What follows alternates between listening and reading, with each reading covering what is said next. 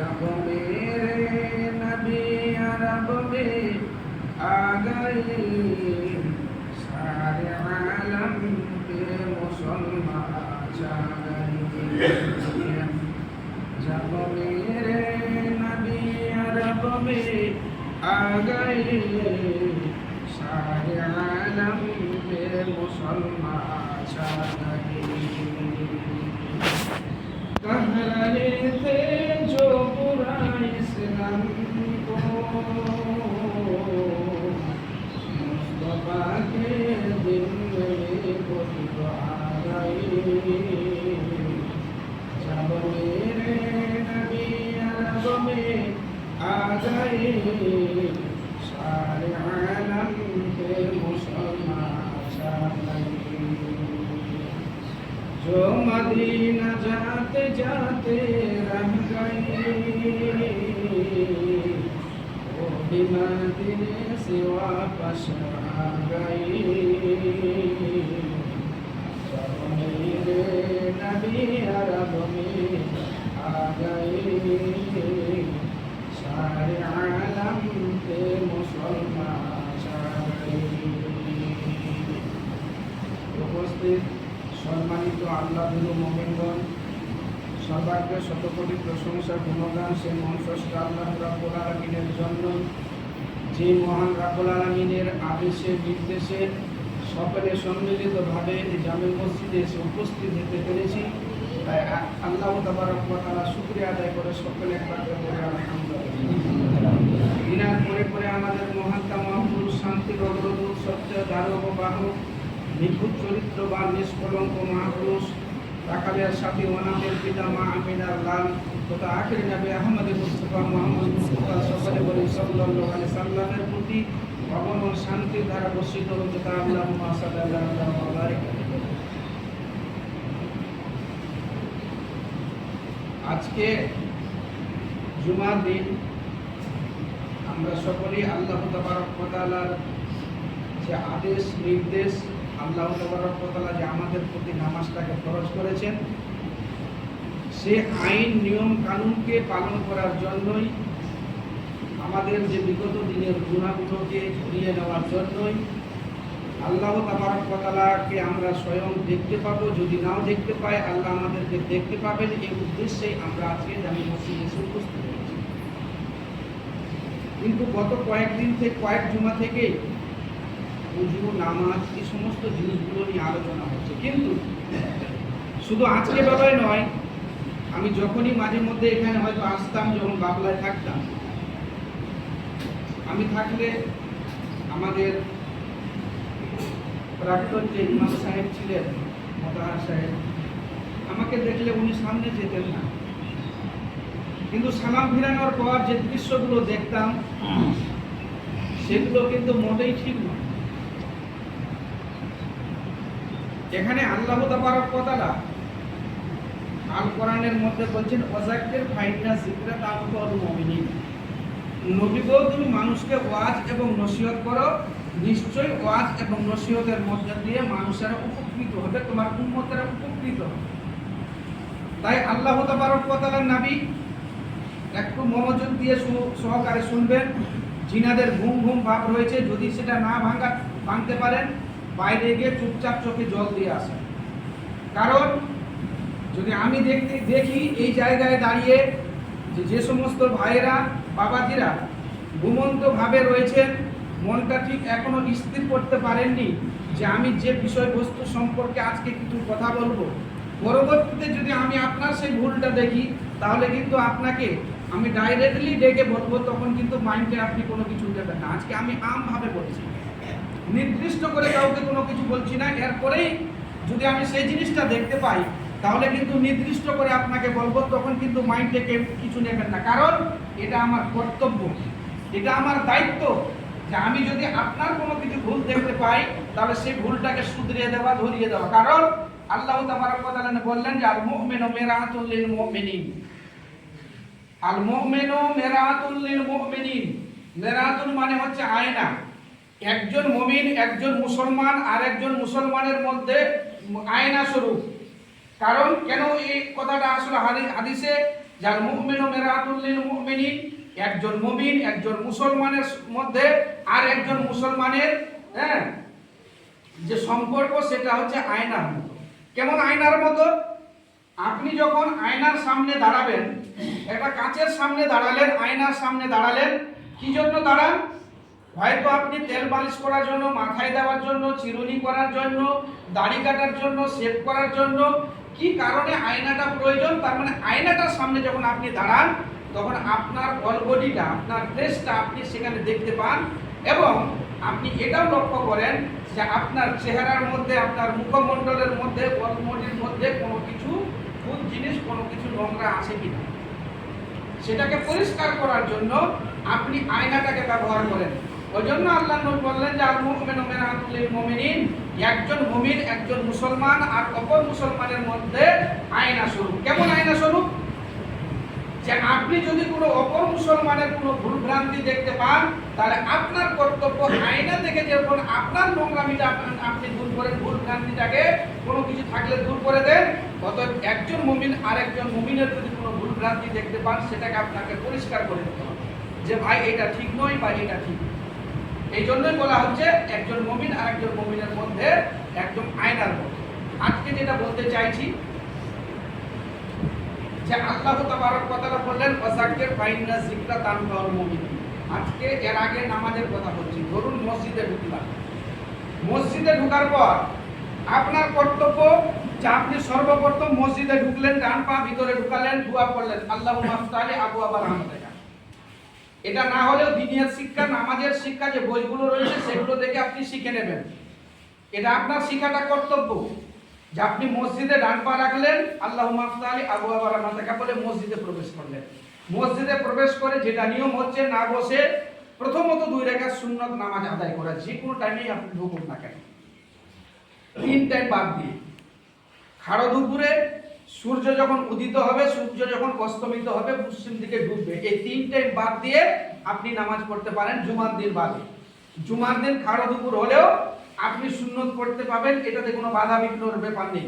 কিন্তু অন্য দিন, জুমা বাদে অন্য দিন আপনাকে খাড়ো দুপুরে কোনো ইবাদত নামাজ হবে না, কোনো নামাজ হবে না।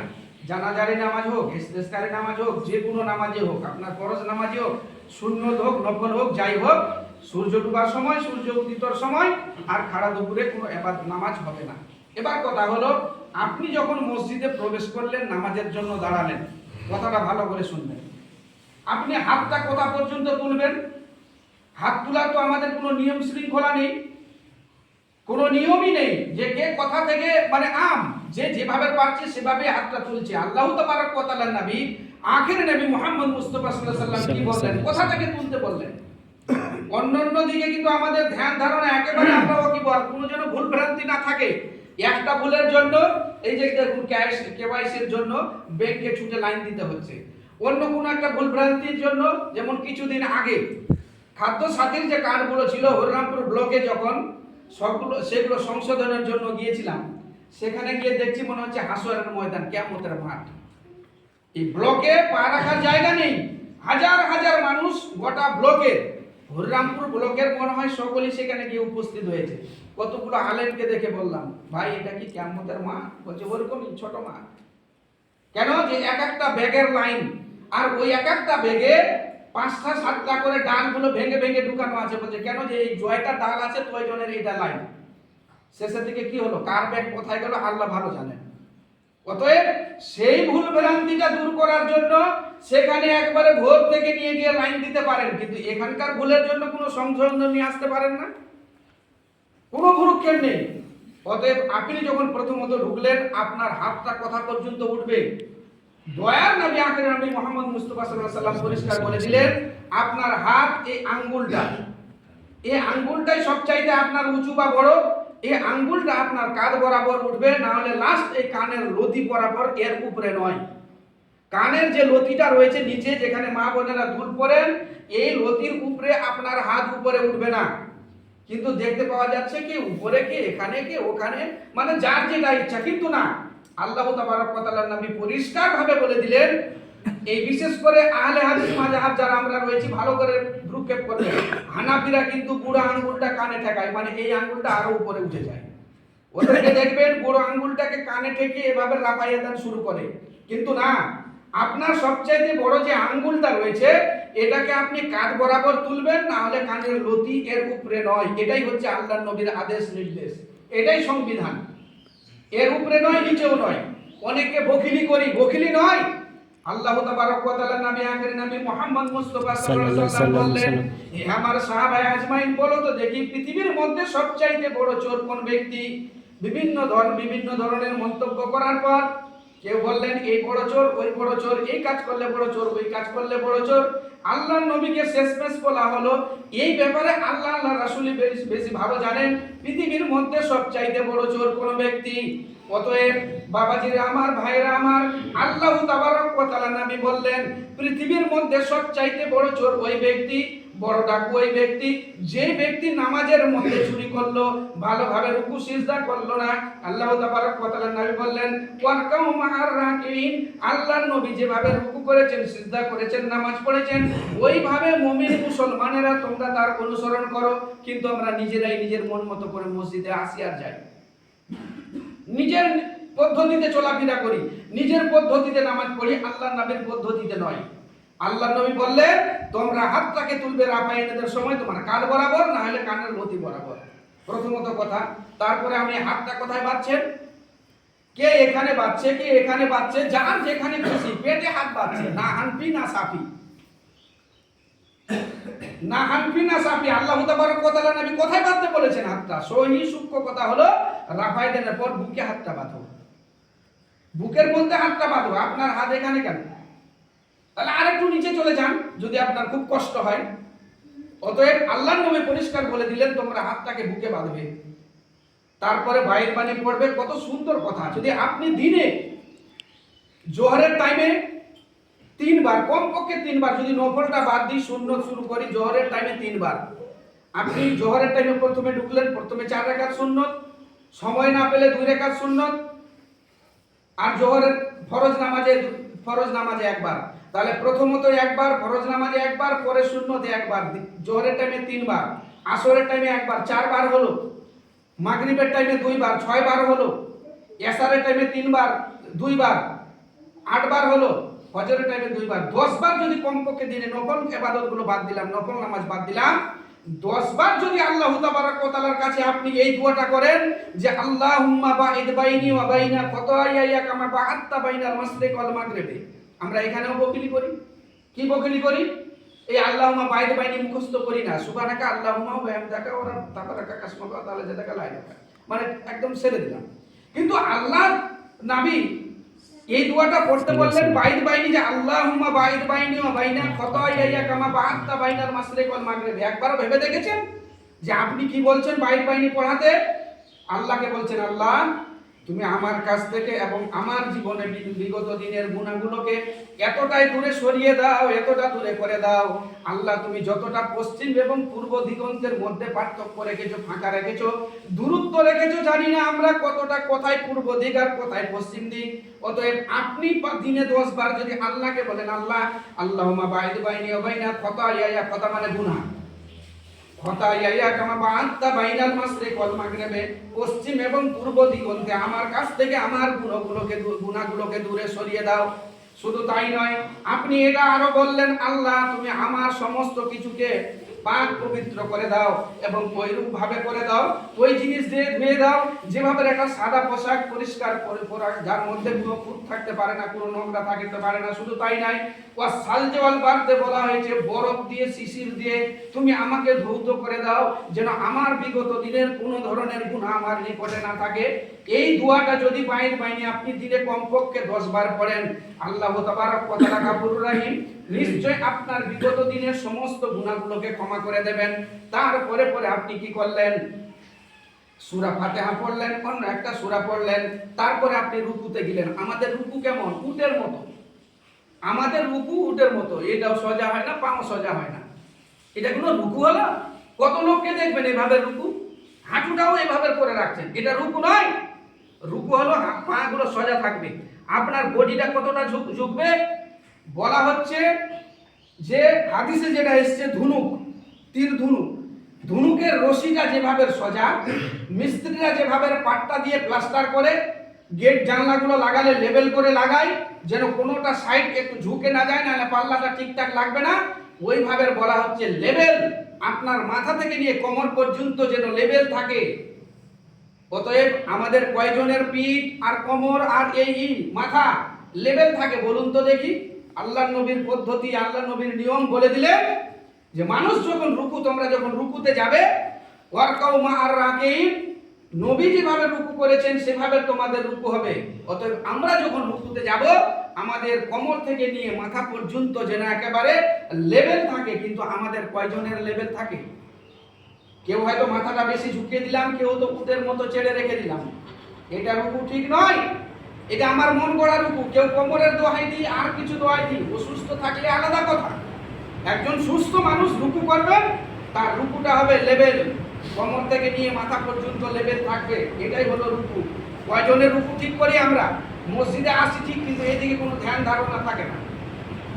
অতএব সিজদায় যখন যাই, রুকু থেকে ওঠার পর অনেককে দেখতে পাওয়া যাচ্ছে রেডিমেড নামাজ।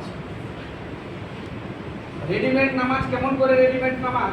সময় নেই, 2 রাকাতে বা 1.5 মিনিট সময় রয়েছে, 2 রাকাত নামাজ হয়ে গেল। এটা কি নামাজ হলো? আপনি কি ঠিক আছে আনলেন? আপনার নামাজের যেন আল্লাহ তাবারক ওয়া তাআলার খুশু পাওয়া যায়, সন্তুষ্ট লাভ হয়, ধীর স্থির ভাবে হবে আপনার নামাজ। বলতে গেলে অনেক সময় লাগবে শুধু এই ব্যাপারে।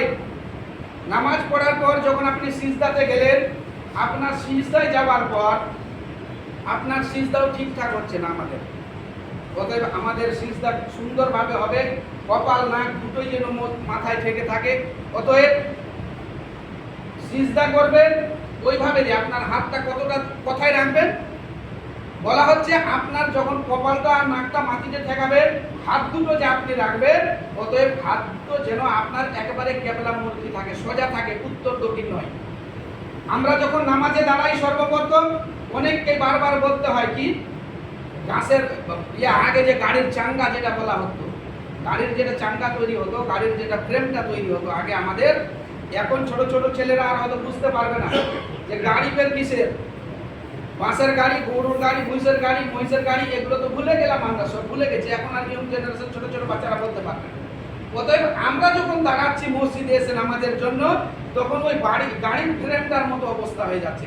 একটা পায়ের মুখ হচ্ছে দক্ষিণ কোণায়, আর একটা পায়ের মুখ হচ্ছে উত্তর কোণায়। কিন্তু আল্লাহ তাবারক ওয়া তাআলা নবী বললেন না, তোমরা যখন দাঁড়াবে তোমাদের পা দুটো, তোমাদের আঙ্গুলগুলো যেন কেবলামুখী হয়। কেবলামুখী বলতে আমাদের কেবলা হচ্ছে কাবা শরীফ, মানে এখান থেকে একবারে পরিপূর্ণরূপে সোজা পশ্চিম। বলতে কেন হবে একটা মানুষকে বারবার? আপনি যখনই নামাজে দাঁড়াবেন, আপনাকে দেখে নিতে হবে আমার আঙ্গুলগুলো কোন দিকে আছে। আল্লাহ নবী বলেননি আপনার আঙ্গুল থাকবে মদিনার দিকে, আর আপনার আঙ্গুল থাকবে মুলকে শামের দিকে, তায়েফের দিকে। আপনার আঙ্গুল থাকে কেবলামুখী কাবা শরীফের দিকে। অতএব প্রতিটা জিনিস আপনাকে যখন আপনি করবেন, আপনি দাঁড়াবেন, তখন কিন্তু আপনাকে সুন্দরভাবে সূক্ষ্মভাবে আদায় করতে হবে। আপনি সিজদায় যখন যাবেন, তখন কিন্তু ওই অবস্থা যে আপনি হাতটা যখন এই কানের লতি পর্যন্ত তুলেন, আপনি যখন সিজদায় আপনার হাতটা রাখবেন, আপনার মাথা আপনার কান পর্যন্ত বা ঘাড় পর্যন্তই যেন হাতটা থাকে সমান বরাবর, তার থেকে আগে বেড়ে না যায়। অনেকে হাতটাকে শুইয়ে দেন, এটাকে উদাহরণ দেওয়া হয়েছে চতুষ্পদ জন্তু। মাইন্ডে কিছু নেবেন না, হাদিসের কথা বলছি। হাতটা পুরোটাই যদি মাটিতে এভাবে শুইয়ে দিই, তাহলে এটাকে বলা হচ্ছে চতুষ্পদ জন্তু। কুত্তার সঙ্গে উদাহরণ এসেছে হাদিসের মধ্যে। অতএব পরিভাবের করে রাখবেন না, শুধু এই হাতের তালুটাই মাটিতে থেকে থাকবে, বাকি এই কবজি থেকে নিয়ে কইনি পর্যন্ত এই বডিটা আপনার হাতে মানে মাটিতে থেকে থাকবে না। অনেকে ঠেকিয়ে দিই, তাহলে কার সঙ্গে উদাহরণ আসলো? অতএব আল্লাহ তাবারক ওয়া তাআলা নবী পরিষ্কার করলেন, ওয়াযাক্কির ফাইন্না যিকরা তানফাউল মুমিনিন। তুমি ওয়াজ এবং নসিহত করো, মানুষ যার দ্বারাই তার দ্বারা উপকৃত হবে। তারপরে যে আয়াতটা তেলাওয়াত করেছি, যে মা আতাকুমুর রাসূলু ফাখুযুহু ওয়া মা নাহাকুম আনহু ফান্তাহু। আল্লাহ নবী যাহা আদেশ করেন সেটাকে তোমরা একড়ে ধরো, ভালো করে মেনে নাও। ওয়া মা নাহাকুম আনহু ফান্তাহু, আল্লাহ নবী যেটা থেকে নিষেধ করেছেন সেটাকে বর্জন করে দাও, তবেই তুমি মুমিন। যদি সেটাতে বর্জন করতে না পারো, তাহলে তুমি মুমিন নাও, মুসলমান নাও। অতএব আল্লাহ তাবারক ওয়া তাআলার নবী আখির নবী মুহাম্মদ মুস্তাফা সাল্লাল্লাহু আলাইহি ওয়াসাল্লাম ক্ষুধার জ্বালাটা দেখে একদিন মসজিদে নববীতে আল্লাহর নবী চুপচাপ বসে রয়েছে। আবু বকর সিদ্দিক রাদিয়াল্লাহু তাআলা আনহু আল্লাহর নবীকে খুঁজে বেড়াচ্ছেন, আল্লাহর নবী কোথায়? দেখছেন যে আল্লাহর নবী মসজিদে নববীর কোণাতে বসে রয়েছেন। কিভাবে আল্লাহর নবী আপনি এখানে বসে রয়েছেন? কিন্তু ফিগারটা দেখে আবু বকর আল্লাহর নবীর ফিগার দেখে বুঝতে পারছেন যে আল্লাহর নবী না খেয়ে রয়েছেন, মুখটাকে শুকিয়ে গেছেন আল্লাহর নবী। আল্লাহর নবী যদি বলতেন, আল্লাহ আমার খাবার নেই বাড়িতে, আমি অভাবের মধ্যে রয়েছি, আল্লাহ তুমি আমাকে খাবার ব্যবস্থা করে দাও, খাওয়ার পাহাড় হয়ে যেত আল্লাহর নবীর বাড়িতে। কিন্তু আল্লাহর নবী সে চাননি, বেশি বেশি কোনো কিছুই চাননি, বেশি মাল চাননি, টাকা পয়সা চাননি, আরামের বিছানা চাননি। আল্লাহ তাবারক ওয়া তাআলার নবী মুখখানা শুকিয়ে বসে রয়েছেন। হযরত ওমর রাদিয়াল্লাহু তাআলা আনহু আল্লাহর নবীকে খুঁজতে খুঁজতে মসজিদে নববীতে আসলেন, দেখলেন আবু বকর সিদ্দিক আর আল্লাহর নবী বসে রয়েছেন, দুইজনের মুখখানা শুকনো, দুইজনই না খেয়ে রয়েছেন। অতএব পরবর্তীতে উসমান রাদিয়াল্লাহু তাআলা আনহু আসলেন, সালাম কালাম হলো, তাদের চেহারা দেখে কিছু বললেন না, তিনি অনুভব করে নিলেন আল্লাহর নবীর চেহারা কানা শুকিয়ে রয়েছে।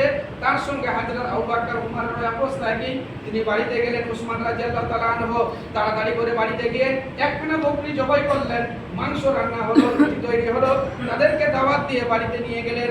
অতএব বাড়িতে নিয়ে যাওয়ার পর তাদেরকে তিনি খাওয়ালেন, খাওয়ানোর পর আল্লাহর নবী সেই জায়গায় বরকতের দোয়া করলেন। অতএব আজকে একটা প্রশ্ন করি, কয়েকদিন থেকেই বলবো ভাবছি, আল হাক্কু মুররুন, হক কথাটা মানুষের কাছে কারুয়া লাগবে, খারাপ লাগবে, যাকেই বলুন। আপনি আমার বাবাকে বলি, ভাইকে বলি, স্ত্রীকে বলি, সন্তান সন্ততিকে বলি, পাড়া প্রতিবেশীকে বলি, এলাকাবাসীকে বলি, গ্রামবাসীকে বলি, যাকেই বলেন আপনি, হক কথা বলতে গেলে সেই জিনিসটা কারুয়া লাগবে। কেমন কারুয়া? কারুয়া কি জিনিস? আমড়াটাকে চিবিয়ে দেখবেন তো, আর একটা আঙ্গুর চিবিয়ে দেখবেন, আঙ্গুরের টেস্টটা কি আর আমড়ার কি? আমড়ার মতো অবস্থা হবে। হক কথা যাকেই বলতে যাবেন সেটা তার কাছে আর অন্য কিছু মনে হবে না, যে আমড়াই মনে হবে, কাপড়েঙ্গাই মনে হবে, সেটা আর অন্য কিছু জিনিস মনে হবে না। অতএব হক কথাটা মানুষের কাছে কারুয়া লাগে। আচ্ছা বলুন তো দেখি, আমি একটা প্রশ্ন করতে চাই, যে আকিরাপাড়া যারা আমরা বাবাজিরা, ভাইরা আমার এই জায়গায় উপস্থিত হয়েছেন, বলুন খুরমা কে খাননি? বলুন তো যে আমি খুরমা কোনোদিন খাইনি। বলুন, ওনার জন্য ব্যবস্থা করা হবে, দরকার হলে হরিরামপুর যাব জুমার নামাজের পর। বলুন তো দেখি, কলা কেউ খায়নি, কে খাননি? যে না কোনোদিনই কলা খাইনি। বলুন বলুন তো পায়েস বা ক্ষীর কে খাননি? যিনি খাননি তার জন্য বাড়িতে রান্নার ব্যবস্থা করা হবে। বলুন। অতএব যখন মসজিদে কোনো কিছু আসে তখন এতটা চিৎকার চেঁচামেচি কেন? ওই খাবারটা নেওয়ার জন্য হাতটা বাড়িয়ে দেন, ছোট বাচ্চাদেরকে পিছনে ঠেলে দেন, অন্য কোনো ব্যাপারে ছোট বাচ্চাকে আগিয়ে দেন, এখনই দেখতে পাওয়া যাবে যখনই কাতারটা লাগবে, ছোট্ট একটা জায়গা ফাঁকা থাকলে বাচ্চাগুলোকেই ঠেলবেন সামনে। এখনই দেখবেন দাঁড়ানোর পর, কাতার সোজা করার পর ছোট বাচ্চাগুলোকে আপনারা আগে ঠেকবেন, যদি আগের কাতারে যাও, ওখানে ফাঁকা আছে, যাও ওখানে ফাঁকা আছে, আপনি আসতে পারবেন। বড়দের তো আগে হোক, কিন্তু যখন ওই নেওয়ার বেলা একটু কোনো কিছু বাতাসা, খুরমা, কলা, ক্ষীর নেওয়ার জন্য বাচ্চাগুলোকে পিছনে ঠেলে দিয়ে আগে আপনি হাতটাকে বাড়িয়ে দেন, লম্বা হাত। অতএব দয়ার নবী আখির নবী মুহাম্মদ মুস্তাফা সাল্লাল্লাহু আলাইহি ওয়াসাল্লাম, অতএব ইসলাম এমনিতে কিন্তু ওই আকিরাপাড়ার মাটিতে এসে পৌঁছে যায়নি, আর কোরআনের বাণী এমনিতে ইসলামের আকিরাপাড়ায় পৌঁছে যায়নি। তাদের আত্মসাতের বিনিময়ে, অনেক অক্লান্ত পরিশ্রমের বিনিময়ে, অনেক কিছু সহজ্জের বিনিময়ে পরিপূর্ণরূপে ইসলামকে মানার জন্যই আপনার কাছে এই ইসলামের দাওয়াত এসে পৌঁছে গিয়েছে। অতএব একখানা হাতিয়া, আপনি কারো বাড়িতে একখানা মাংসের টুকরো পাঠালেন, হয়তো কোনো মরলের বাড়ি, সর্দারের বাড়ি, ইমামের বাড়িতে একখানা মাংসের টুকরো গেল, আপনার বাড়িতে গেল। আপনি মনে মনে ভাবলেন, তাদের আত্মসাৎ দেখুন, তিনি মনে মনে ভাবছেন, আমি তো কয়েকদিন আগে মাংস খেয়েছি, আমার পাড়া প্রতিবেশী অমুক ব্যক্তি হয়তো কয়েকদিন ধরে তিনি হয়তো পাননি, ছেলেপেলেকে খাওয়াতে পারেননি, মাংসের টুকরোটা তার বাড়িতে পাঠিয়ে দেওয়া হলো। অতএব তিনি আবার ভাবছেন যে আমার পাশের বাড়ির মানুষ, তিনি হয়তো তার ছেলেপেলেকে নিয়ে অভাবের মধ্যে রয়েছেন, হয়তো 15 দিন 1 মাস ধরে মাংস খাওয়াতে পারেননি, রান্না করতে পারেননি, তিনি আবার সেই জিনিসটা তার পাশের বাড়িতে পাঠিয়ে দিলেন। অতএব ওইভাবে করতে করতে যে জিনিসটা, যে ব্যক্তিটা ওই জিনিসটা পাঠিয়েছিল, হাদিয়াখানা পাঠিয়েছিল, ঘুরে আবার ওর বাড়িতে এসে হাজির হয়ে গেল। তিনি অবাক হয়ে গেলেন, কি ব্যাপার, আমি তো পাশের বাড়ির লোককে দিলাম এই জিনিসটা, আবার ঘুরতে ঘুরতে আমার বাড়িতে আসলো কেন? অতএব তিনিও জানেন না কার বাড়ি থেকে এসেছে। অতএব তিনি এক এক করে যার বাড়িতে এসেছিল তার বাড়িতে পৌঁছে গেল।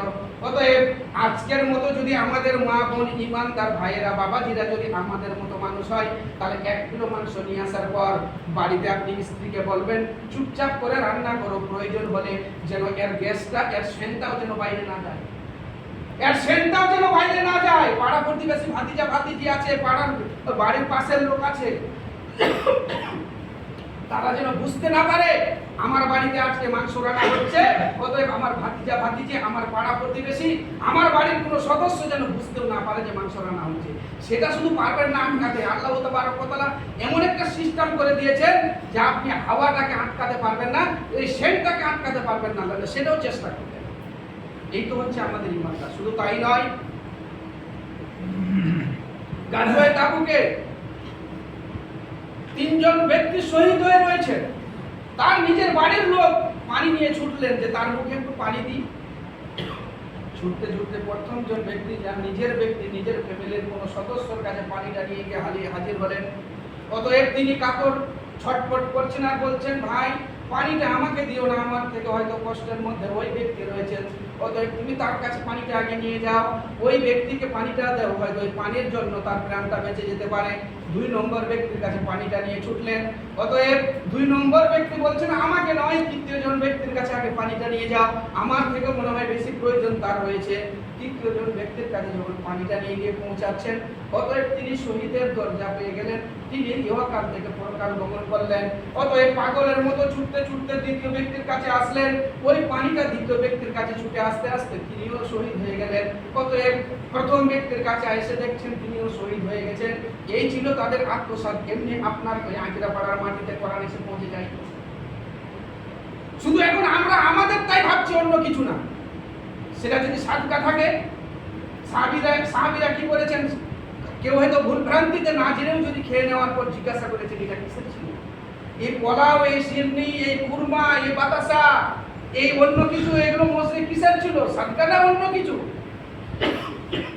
যখন জানতে পারলেন এটা সাদকা ছিল, আঙ্গুল ঢুকিয়ে বমি করে বের করে দিয়েছেন। কারণ এই জিনিসটা খাবার যে আমার অধিকার নেই, এটা যে আমার হকের মধ্যে পড়লো না, এটা আমার ভিতরে গেছে, এটা বের করে দিতে হবে। পারবেন আপনি? আমরা তো দেখি না এই জিনিসটা কি। মসজিদে মুসাল্লিদের সুন্নতি শেষ হচ্ছে না, আপনারা পিছনে শুরু করে দিলেন চিৎকার চেঁচামেচি। কেন? 2টো কুরমা সুন্দরভাবে নিয়ে গেলে হবে না? যদি নাও পেলেন, কি এমন হয়ে গেল? কুরমা খাননি? একটু চারটি পোলাও যদি না পান, কি এমন হয়ে গেল? আপনি শুধু আপনারটাই ভাবছেন। সামনে যে মসজিদে অনেক মুসাল্লি ভাইরা আছে, তাদের সুন্নত হয়নি, তাদের নামাজ কমপ্লিট হয়নি, আর আপনি বাইরে গিয়ে চিৎকার করতে শুরু করে দিলেন। যাই যদি বলার মাধ্যমে ভুল ভ্রান্তি হয়ে থাকে, বেশি বাড়াবাড়ি বলা থাকে, সকলে নিজ ভাই নিজ ছেলে মনে করে ক্ষমা করে দিবেন। আমিন। ওয়া মা আলাইনা ইল্লাল বালাগ ওয়া আলাইকুম আসসালাম। আল্লাহ যেন আমাদেরকে সকলকে পরিবর্তন হওয়ার, সঠিক রাস্তায় চলার তৌফিক দান করেন। আল্লাহুম্মা সাল্লি আলা মুহাম্মাদ ওয়া আলা আলি মুহাম্মাদ কামা সাল্লাইতা আলা ইব্রাহিম ওয়া আলা আলি ইব্রাহিম ইন্নাকা হামিদুম মাজিদ। আল্লাহুম্মা বারিক আলা মুহাম্মাদ ওয়া আলা আলি মুহাম্মাদ কামা বারাকতা আলা ইব্রাহিম ওয়া আলা আলি ইব্রাহিম ইন্নাকা হামিদুম মাজিদ। রব্বানা তাকাব্বাল